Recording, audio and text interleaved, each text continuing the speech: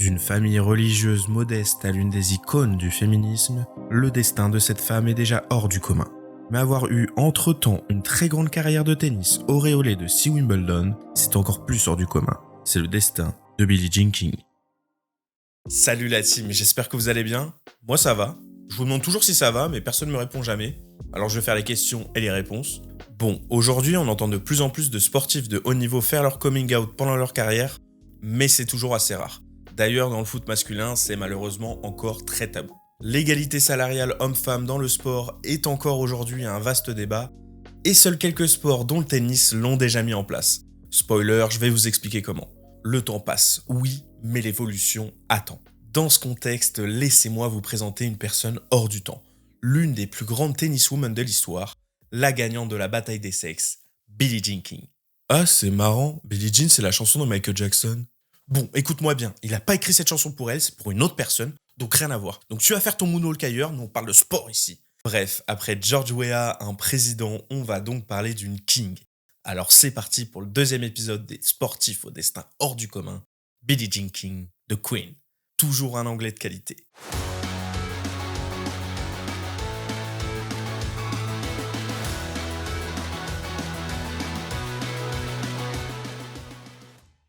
Billie Jean Moffitt est née le 22 novembre 1943 à Long Beach, en Californie. Sa mère est femme au foyer et son père est pompier, donc elle est issue d'une famille plutôt modeste mais très religieuse. En fait, les membres de sa famille sont des méthodistes et le mouvement religieux méthodiste désigne en gros des protestants qui sont appelés comme ça pour la manière méthodique dont ils mettent en œuvre leur foi chrétienne. Et Billie, si elle dénote un peu de son milieu familial aujourd'hui, elle en a gardé quelque chose, la sportivité. Son père jouait beaucoup au basket et au baseball, tandis que sa mère était d'un très bon niveau en natation. Son frère, Randy Moffitt, a quant à lui été baseballeur professionnel. C'était un lanceur, donc comme son nom l'indique, c'est lui qui lançait les balles. Naturellement, elle s'est donc tournée vers le baseball, mais ses parents l'ont envoyée faire un autre sport, plus féminin, le tennis. Faut pas oublier qu'on parle des années 50 quand même. Pour autant, elle était très motivée à l'idée de jouer au tennis, donc elle a fait des ménages à droite à gauche autour de chez elle pour s'acheter sa première raquette. Vraiment déterre la petite Billie. Comment ça, mon ref? Elle va alors profiter de leçons gratuites proposées à Long Beach pour tester le tennis, et elle adore ça. Elle s'entraîne, elle fait des tournois, et on se rend compte qu'elle est très forte. Elle a clairement trouvé son sport. Mais un jour, un événement injuste est arrivé, et ça l'a marqué à vie. Le jour de la photo de groupe du club, on lui interdit d'y apparaître, car elle porte un short cousu par sa mère, au lieu de la traditionnelle jupe blanche pour les filles. Elle a 12 ans et ce jour-là, elle s'est juré qu'elle se battrait pour l'égalité pendant le reste de sa vie. Bon, en tout cas, c'est ce qu'elle explique aujourd'hui. Mais tant pis, elle continue le tennis et elle s'éclate. Et elle éclate aussi les autres joueuses, accessoirement. Elle est toujours dans la religion et un jour, elle explique au pasteur de son église qu'elle sera la meilleure joueuse de tennis au monde. Elle croyait en elle et aujourd'hui, on peut pas vraiment lui donner tort. Petite anecdote dans l'anecdote, son pasteur, c'était Bob Richards, un ancien perchiste de très haut niveau qui a quand même été 2 fois champion olympique. Et en 84, le gars s'est présenté à l'élection présidentielle américaine sur la liste du parti populiste des nationalistes blancs. Donc pas sûr que Billie ait voté pour lui. Bref, en parallèle de son parcours scolaire, elle performe de plus en plus dans le tennis, à tel point qu'en 1960, elle se qualifie pour la finale des championnats des moins de 18 ans des États-Unis. Match qu'elle perd contre Karen Sussman. Le premier qui fait une putain de blague en commentaire, je le banne. Ah, on peut pas ban sur YouTube? Ah merde. Ok, bon, tant pis. En tout cas, Billie fait forte impression à tel point que son club de tennis a déboursé 2000$ pour l'inscrire à Wimbledon l'année suivante. Elle se frotte aux meilleures joueuses du monde et perd au deuxième tour contre Yola Ramirez, une des meilleures joueuses de l'époque, dans un match qui dure 2 jours. Le tournoi a mieux réussi à sa rivale Karen Sussman qui va jusqu'en quart de finale. Seul on va plus vite, mais ensemble on va plus loin. On va pas se mentir, ce dicton est hyper niais, mais il est assez juste pour parler de la relation de Karen et Billie, car les deux adolescentes de 17 et 18 ans remportent le tournoi de Wimbledon en double. L'année suivante, les deux prodiges remettent ça et engrangent un deuxième titre en double. En simple, Billie Jean progresse en battant Margaret Court, la numéro 1 mondiale. On peut donc dire qu'elle a pris 2 cours. 2 cours de tennis? Ouais, non. Mais son parcours s'arrête en quart de finale. Et Karen Sussman réalise de son côté le doublé en gagnant le tournoi simple à 19 ans. Celle qui voulait être la meilleure joueuse de tennis au monde voit plutôt sa rivale avoir le début de carrière dont elle rêvait. Dans la foulée, Billie Jean continue les études et rentre à l'Université de Californie, où elle n'obtient pas de bourse sportive malgré ses exploits. Nouvelle injustice. Mais elle n'obtient pas de diplôme car elle arrête ses études à 20 ans pour se concentrer sur sa carrière de tennis. Pour autant, elle a quand même gagné quelque chose là-bas, un amour, Larry King. Ils se marient ensemble le 17 septembre 1965 à l'aube de sa légende dans le tennis. Et justement dans le tennis, il s'en est passé des choses pendant ses années universitaires. Elle atteint la finale de Wimbledon en simple en 1963 qu'elle perd contre Margaret Court qui a pris sa revanche.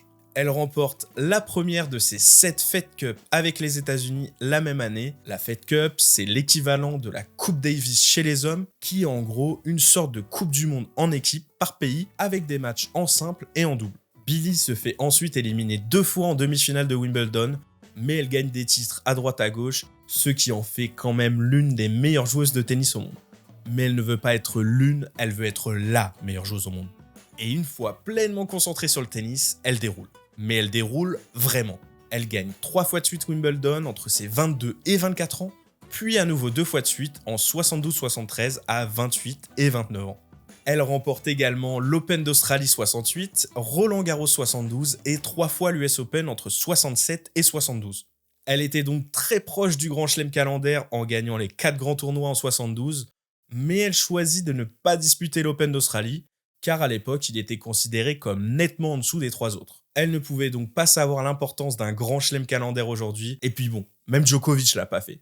Même si elle a atteint son but, être la meilleure au monde, il y a quelque chose qui ne convient pas à notre amie Billie. À cette époque-là, les femmes étaient payées entre 8 et 10 fois moins que les hommes dans le tennis. Donc face à ça, Billie Jean King et 8 autres tenniswomen parmi les meilleures au monde montent un collectif avec Gladys Hellman, une ex-championne de tennis devenue la patronne du magazine World Tennis, pour organiser un tournoi exclusivement féminin. Le collectif s'associe avec Virginia Slims, la marque de cigarettes pour femmes de Philip Morris. Bon, à l'époque, c'était considéré comme un super sponsor. En tout cas, les mecs, ils étaient chauds en business. Ils ont une marque de cigarettes pour les femmes qui joue sur son émancipation pour les inciter à fumer, donc ils sponsorisent des femmes sportives qui s'émancipent. Smart.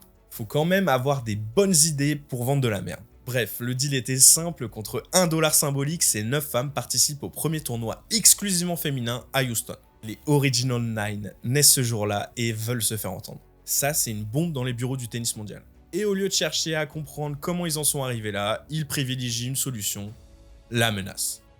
Et même sous la menace de ne plus participer au tournoi du Grand Chelem ni au Fed Cup, les Original 9 ne cèdent pas et tiennent tête aux dirigeants du tennis qui terminent par les réintégrer. Bon, pour autant, ils leur mettent des bâtons dans les roues en créant une deuxième fédération de tennis avec d'autres joueuses de talent comme la grande championne Margaret Court. Mais ce tournoi de Houston est un tournant dans la vie de Billie et un moment historique pour le tennis féminin et même pour le féminisme en général. Mettez-vous en tête qu'on était en 1970, soit il y a plus de 50 ans. On était en plein dans la deuxième vague du féminisme qui naît justement aux États-Unis. Pour info, la première vague du féminisme, donc 1850-1945, se concentrait sur le droit de vote et les questions liées aux obstacles juridiques de l'égalité des sexes. Donc ça va être le droit à la propriété, divorce, droit de vote. En gros, c'était purement pour être considéré comme une vraie personne aux yeux de la loi. Mais la seconde vague, dans les années 60-70, elle a étendu le débat à des problèmes plus larges comme la sexualité, la famille, le travail, les violences domestiques et les droits liés à la procréation. L'IVG était encore interdit en France et aux États-Unis au début des années 70, et c'est justement cette vague qui a abouti à sa légalité. Donc dans ces années-là, quand 9 femmes tiennent tête à des grands dirigeants, c'est très symbolique. En tout cas, suite aux grandes performances de Billie Jean King et à ses combats, le magazine Sports Illustrated la désigne sportive américaine de l'année 1972. Elle devient à ce moment-là la première femme à obtenir la distinction. Par la suite, les Original 9 obtiennent en 1973 l'égalité homme-femme à l'US Open, ce qui est précurseur, voire futuriste quand on sait que Roland Garros et Wimbledon ont attendu 2007 pour l'instaurer, soit 34 ans plus tard. Et là, vous vous doutez bien qu'avec ce regain de confiance des femmes dans le tennis et dans la société, les bons machos n'allaient pas rester sans rien dire. C'est comme ça que l'ancien champion de tennis américain de 55 ans, Bobby Riggs, qui n'était visiblement pas un grand malin, clame qu'il peut encore battre les meilleures joueuses du moment. Bobby Riggs, pour t'expliquer, c'était un gros misogyne, accro au jeu d'argent, mais qui était très apprécié dans son milieu. Pour mieux comprendre qui était cet homme, il y a 2 anecdotes qui le définissent assez bien. La première, en 1939, il est sûr de lui à Wimbledon. Alors, il parie beaucoup d'argent sur lui-même en simple, mais aussi sur ses binômes en double et double mixte.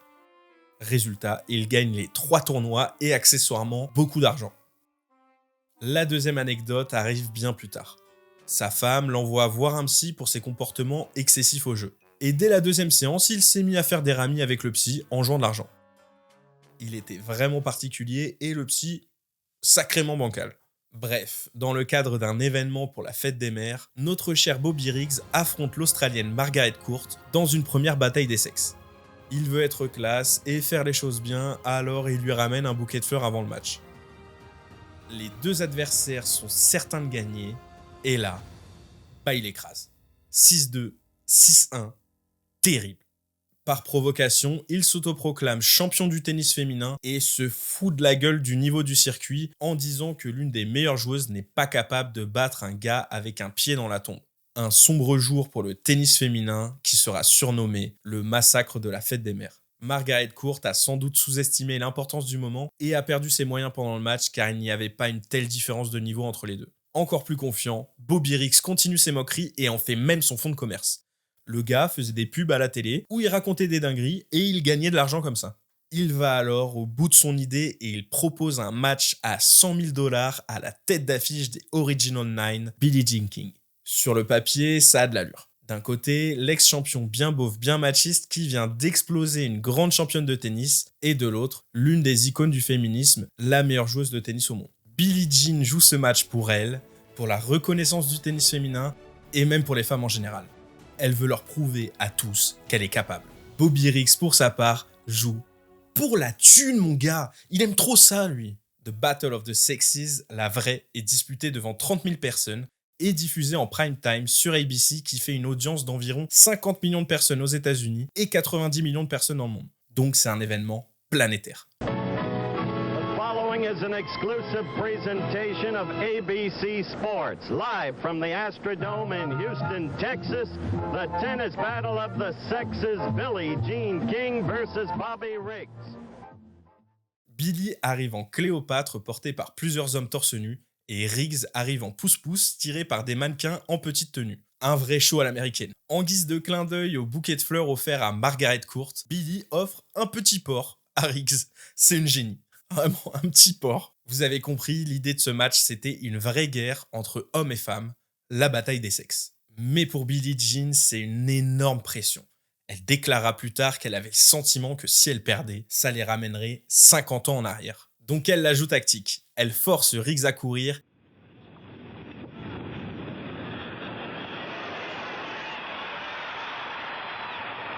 Elle gagne le premier set et le fait déjouer. En plus de ça, Riggs suait comme un porc car il portait une veste Sugar Daddy. Et pourquoi il portait cette veste ? Pour la thune. 50 000 $ il a pris pour ça. Il a alors été forcé de la retirer pour pleinement se concentrer. Il opte pour beaucoup de services volés, pour être plus agressif, mais il termine par s'épuiser. Il a quand même 55 ans. Billie Jean continue sur sa lancée et gagne le deuxième set assez largement.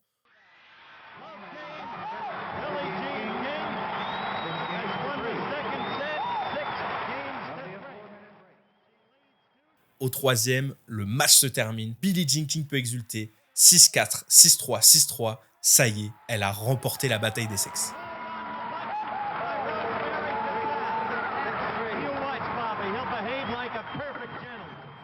Forcément, certains ne pouvaient pas s'empêcher d'y trouver à redire, mais si Riggs avait gagné ce match, il aurait gagné 100 000 $ de l'époque, soit plus de 600 000 $ aujourd'hui, donc c'était totalement dans son intérêt de se donner à fond. Mais c'est Billie Jean King qui empoche les 100K. Pour autant, l'important est ailleurs. Ce match restera comme celui le plus regardé de l'histoire du tennis. C'est non seulement un événement marquant de l'histoire du sport, mais aussi de l'histoire tout court.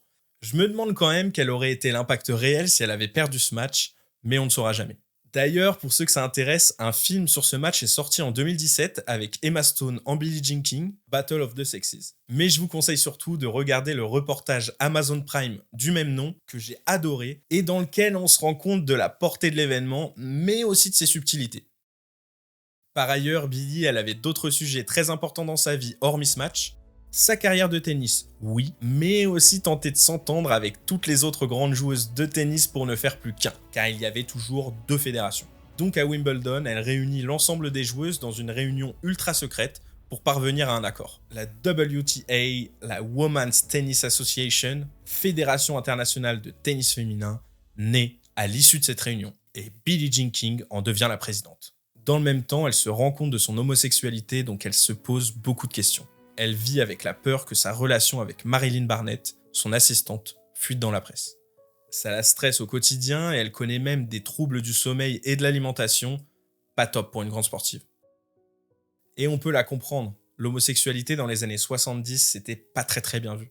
Sur les cours, le meilleur de sa carrière en simple est maintenant derrière elle. Après ses 30 ans, Billie ne gagnera plus que l'US Open 74 et Wimbledon 75, ces 2 derniers tournois du Grand Chelem. Ce qui est déjà pas mal, mais elle approche plus de la fin que du début.